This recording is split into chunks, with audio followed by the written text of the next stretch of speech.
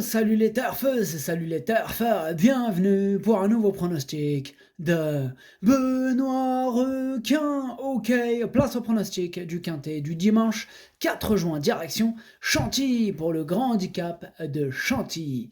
Plat 2400 mètres, 14 partants en réunion, une course 4, indice de confiance 1 sur 5. Petit retour sur le quintet du samedi 3 juin, c'est le 12, l'un de mes regrets qui manquait dans mon prono. Ok, c'est parti, on commence ce pronostic et on commence avec le numéro 1, Prince de Montfort. Et on écoute l'entraîneur Didier Prodhomme. Prince de Montfort reste sur une très bonne performance où il a voyagé un peu à l'extérieur du leader, un peu pris de vitesse au démarrage, il a très bien fini ensuite. Son jockey nous a demandé de le rallonger. Il est très bien, seul point d'interrogation c'est un peu le terrain, sinon il est dans une valeur où il peut être compétitif.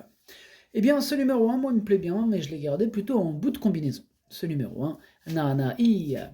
On passe au numéro 2 à Diamond Vendôme et on écoute Christophe Plisson. Diamond Vendôme a très bien récupéré, je me laisse tenter par ce gros quintet qui lui permet de ne pas porter une trop lourde charge. Certes, il possède une valeur élevée, mais je le crois en mesure de bien faire, j'en attends une bonne prestation. Eh bien, ce numéro 2, lui en revanche, je ne l'ai pas retenu. Ce numéro 2 est caqueux. On passe au numéro 3, Philo, et on écoute Andrea Bolt. Philo a fait de bonnes performances cette année, la distance et le bon terrain sont parfaits pour lui, sa valeur handicap est équitable, je suis confiant pour une bonne prestation. Alors, ce numéro 3 non plus, je ne l'ai pas retenu. En revanche, il est quand même en plein milieu de ma petite liste des possibles troubles faits, donc méfiance. Ce numéro 3 est Kiken. On passe au numéro 4, Bétard, et on écoute Francis-Henri Graffard. Bétard est très bien et va vraiment apprécier le bon terrain. Je le cours dans l'espoir de le voir tirer son épingle du jeu dans cette épreuve. Eh bien, ce numéro 4, lui, me plaît beaucoup, je l'ai gardé très haut en deuxième position. Ce numéro 4, Watashi no Nebame no Okineri. On passe au numéro 5, Golden Call, et on écoute Henri-Alex Pantal. Golden Call a bien couru en dernier lieu, où il se retrouvait un peu loin, son jockey ne le connaissait pas. Or, il est un peu particulier parfois, il a fait une bonne fin de course. Il est à sa valeur, peut-être un peu haut quand même, il peut bien se comporter. J'aurais presque préféré une piste plus souple, mais il a déjà couru dans ce terrain. Eh bien, ce numéro 5, c'est un regret, c'est mon deuxième cheval de complément en cas de non partant, donc attention. Ce numéro 5, Idomeno Kai. On enchaîne avec le numéro 6, la fille du Sud, et on écoute Philippe de Couze. La fille du Sud cherchait sa victoire à ce niveau depuis un moment et dernièrement, sa régularité a été récompensée. Elle est restée dans un très bel état de forme et je pense qu'elle peut surmonter la pénalité, même si ce sera plus difficile pour le succès. Maintenant, bien qu'allant dans tous les terrains, elle ne trouvera pas le terrain très souple qu'elle affectionne, elle devrait bien courir. Eh bien, ce numéro 6 me plaît bien, je l'ai gardé mais en bout de combinaison. Ce numéro 6, Hachi. On passe au numéro 7, Hilarante, et on écoute Jérôme Régnier.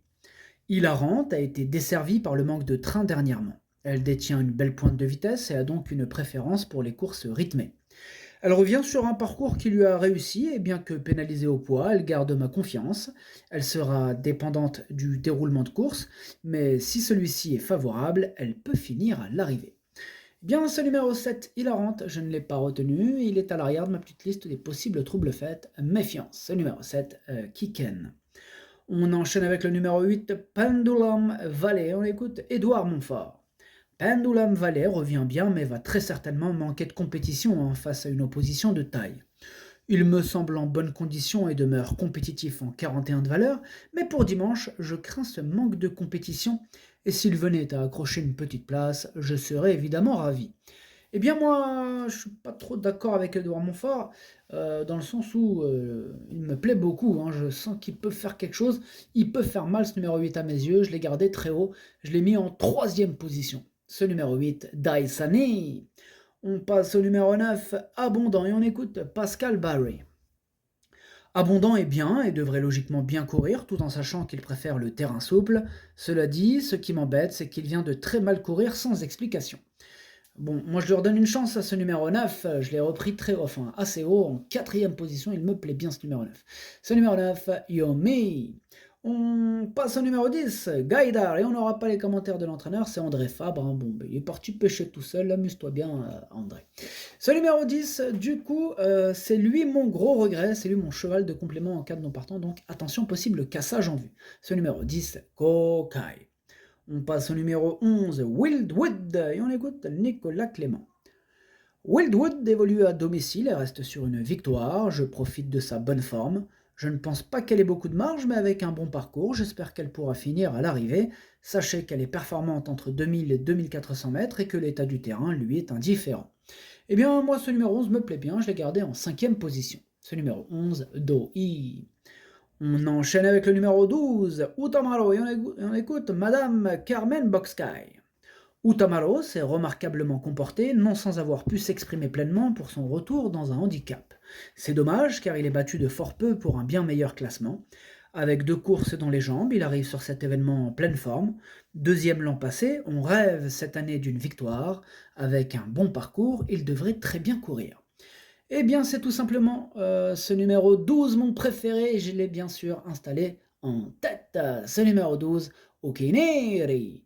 On passe au numéro 13, Thunder Speed, et on écoute Christophe Ferland. Thunder Speed se montre très incisif pour finir quand il patiente à l'arrière-garde. Cependant, monté comme cela, il faut bénéficier d'un déroulement de course et en dernier lieu, il n'a pas eu les coups des franches au moment du démarrage, car sans cela, je pense qu'il n'aurait pas été loin du succès. Compétitif et toujours en forme, il faudra que tout se déroule au mieux. Eh bien moi ce numéro 13 me plaît bien, je l'ai mis exactement à la 6e position. Ce numéro 13, Dokei. Et on termine avec le numéro 14, Barbadin, et on écoute Didier Prodhomme. Barbadin a bien tenu sa partie en dernier lieu, bien que sous le coup d'une pénalisation au poids. On a vu en cette occasion qu'on pouvait le monter en bonne place. Il redescend en distance, il va être énormément avantagé par le terrain léger, il est vraiment en grande forme, je pense qu'il a passé un cap, je trouve sa candidature très amusante dans le bas du tableau de ce gros handicap. Alors ce numéro 14, moi je ne l'ai pas retenu, par contre c'est lui le chef et le capitaine de ma petite liste des possibles casseurs de tickets repérés, donc attention. Ce numéro 14 à Kiken, le pronostic, ça donne 12, 4, 8, 9, 11, 13, As, 6. Merci d'avoir suivi cette vidéo. N'hésitez pas à mettre un pouce bleu si la vidéo vous a plu. Pour accéder à tous mes tickets pour la course du Quintet, rendez-vous directement en description de la vidéo. À jouer avec modération. Bonne chance. Chopez-le-moi. Ciao.